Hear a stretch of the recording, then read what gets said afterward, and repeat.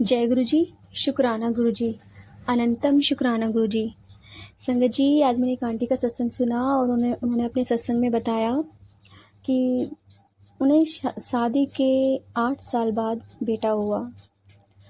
और जब हुआ तो जाहिर सी बात है, घर में सब खुश होते हैं, मगर उनकी कुछ फैमिली मेम्बर थे जो खुश नहीं थे। और जैसे उनकी जेठानी, उनकी सासू माँ, और उन्हें पता भी नहीं चलता था कि उनके बच्चे को दिक्कत होती जा रही है। धीरे धीरे उनके बच्चे की तबीयत ख़राब होने लगी और उल्टी दस्त मतलब बहुत ज़्यादा होने लगे। और कुछ टाइम बाद मतलब उनका बच्चा मर गया। बट उन्हें फिर दोबारा भगवान गुरु महाराज की कृपा से उन्हें बेटा होता है। गुरु महाराज जी उन्हें बेटा ब्लेस करते हैं कुछ सालों बाद। और जब उन्हें होता है तो उनके फैमिली में फिर वही दिक्कत। तो उनकी जो जेठानी थी और जो सास थी, वो कुछ ऊपरी का करती थी, कुछ काला जादू वगैरह कुछ ऐसा करती थी जिससे बच्चे की तबीयत ठीक हो जाए, वो जी ना सके। तो इस बार गुरु महाराज जी ने उन पर मेहर करी और उन्हें मैसेज के थ्रू उन्हें बताते रहे कि ये प्रॉब्लम है। तो गुरु महाराज जी ने उन्हें हर पल सचेत किया कि बेटा ऐसे ऐसे प्रॉब्लम हो रही है, तेरे बच्चे के साथ कुछ गलत हो रहा है। तो उन्होंने बताया कि तेरे फैमिली मेम्बर हैं, कुछ अपने ही लोग हैं जो तेरे बच्चे को नहीं चाहते कि वो जिए। तो उन्होंने इस पर ध्यान दिया, मगर उनके जो हस्बैंड थे, उनको ये हर वक्त सही नहीं लगता था कि वो अपने बच्चे को अपने पास रखना चाहती हैं। उनके हस्बैंड क्या करते थे, अपनी वाइफ से बच्चे को लेके अपनी भाभी को, अपनी माँ को देकर आ जाते थे। तो उस बीच वो इतना परेशान हो जाती थी कि अब मैं क्या करूँ, कैसे समझाऊँ इन्हें कि प्रॉब्लम है। वो कुछ काला जादू वगैरह करती हैं, क्योंकि उन्होंने ये महसूस कर लिया था कि पहले बच्चे के साथ भी यही प्रॉब्लम थी, दूसरे बच्चे के साथ भी यही दिक्कत हो रही है। क्योंकि उन्होंने कुछ हाथ में शायद बांधा था, इतना ठीक से याद नहीं है क्योंकि मैं सत्संग सुना काफ़ी देर हो गई। तो जब से वो उनके हाथ में कुछ बांधती हैं तो उनको मतलब उनका बच्चा फिर से बीमार होने लगता है। वही पहली वाली कंडीशन जो उनके पहले बच्चे को थी।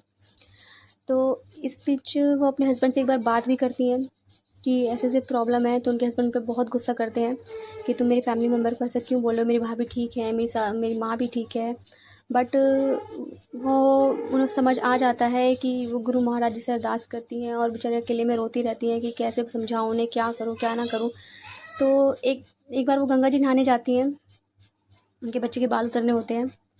तो जब वहाँ जाती हैं तो वो पंडित जो होता है उनके बेटे को जो जेठानी के हाथ में दे देता है, और जो बाल उतरने की प्रक्रिया होती है तो वो उनके जेठानी के हाथ में दे के ही करता है। और फिर उनको कहता है कि ये जो बाल है ना, इसके गंगा में प्रवाहित कर दो।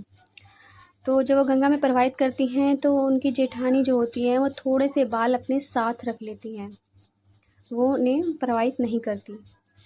तो एक बार क्या होता है कि उनकी जो जेठानी होती है, सास होती है, वो कहीं चली जाती हैं।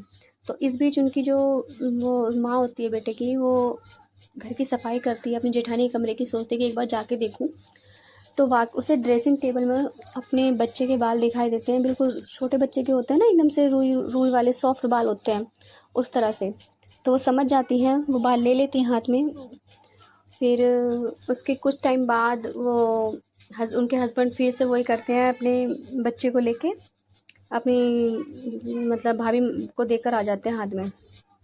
तो उस टाइम गुरु महाराज जी की मेहर होती है, और वो उस टाइम पे उनकी जेठानी जो होती है उस बच्चे को बहुत मारना शुरू कर देती है, बहुत मारती है।